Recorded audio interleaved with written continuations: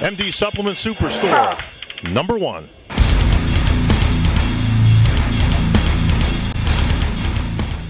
Shawn Ray here with MC extraordinaire Bob Cicherillo and the Hall of Famer Flex Wheeler. We just wrapped up the 2013 USA NPC Championships, and we saw the super heavyweight Max Charles go on to victory and overall. Flex, you predicted that right at the prejudging. Yeah, that was an easy pick. Actually, almost all the class winners was an easy pick. It wasn't anyone who was overly tremendously stood out or anything like that. So it's pretty much an easy job for the judges, I think. Yeah, and Bob, you didn't have an easy job introducing some almost 800 athletes, but nevertheless, you had a very good position on the stage to watch these guys come out. Nobody really stood out, but Max Charles stands victorious. Well, he was certainly the most massive guy out there. I actually thought it might have been a little bit closer with Rafael Jaramillo in the heavyweights. I think he actually kind of could have made a case. Now, again, I'm looking at it sideways. You guys are out there looking at it flush like the judges. But overall, I mean, good competition, of course, here at the USA's. The depth isn't what it used to be. I think it was a lot deeper, obviously, when we were all competing in the amateurs. But, that was then, this is now. You got to deal with what's here and what's on stage. But a great production from John Lindsay's entire staff. The judging, I thought, was pretty square all the way through. That's a tough job down on that table, man.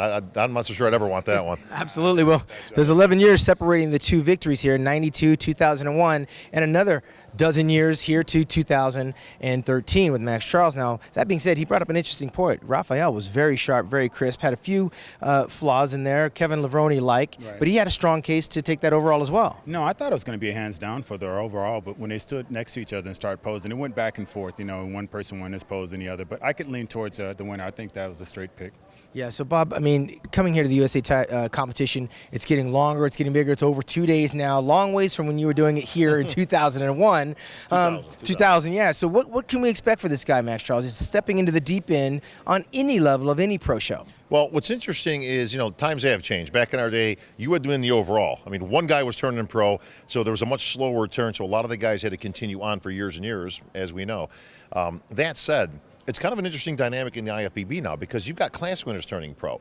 Right. You've got two deep, even in some of the other ones, some of the girls. That said, can they make an impact now? Because there is such a fast, turn and burn type system, and that's just a sign of the times. Does anybody really stand out in turning into the pro stage and doing well? In my eyes, not really. I think everybody here has got, and I'm taking the girls out, I'm purely focusing on the guys. They've all got work to do. I didn't see anybody that was really outstanding to me that can step right into the pros and make an impact. I think one of the downfalls of turning this many people pro is that it might take another 2, 3 years, 4 years to get ready. When you were winning your titles, when I was there, when you were there, you were almost kind of ready to step in. You did step into the pros, both of you guys did, with instant, success and victories. So, again, a sign of the times. You can't really compare then and now. To me, it's like comparing Babe Ruth and a guy today. Oh, who's the greatest hitter? It's like there's way too many factors to even compare the two. Yeah, well, it's been a very long time since we saw somebody win the USA's and do what Flex Wheeler did, run out there and win like 3 or 4 pro shows and first runner-up in your first Olympia in '93.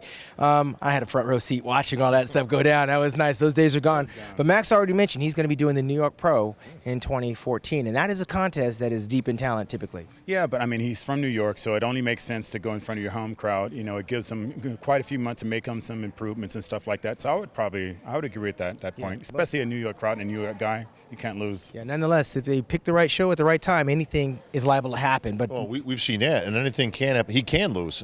A big Rami shows up out of nowhere, and all of a sudden you got a whole different show and dynamic. Yeah, we saw that this year. I'm absolutely bringing that up. But you know what? New York is a great spot, Flex. I agree that it probably is a good spot for him to make his debut.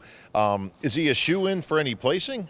Absolutely not. Yeah. You've got a lot of good talent out there. And, he looked great out here today. Congratulations to him. We can take nothing away from him in this victory.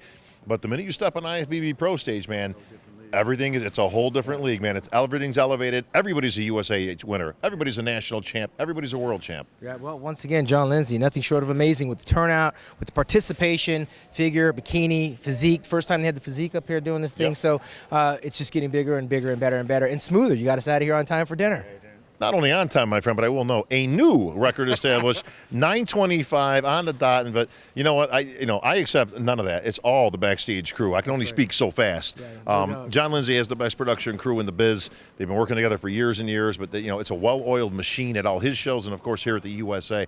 Without that crew back there, believe me, you guys know, you've been at the microphone. It's a tough biz out there. Yeah, well, it was a long 2 days here in Las Vegas. It's come to a close. And, of course, you can follow all the play-by-play and the photos coming up at musculardevelopment.com for Flex Wheeler.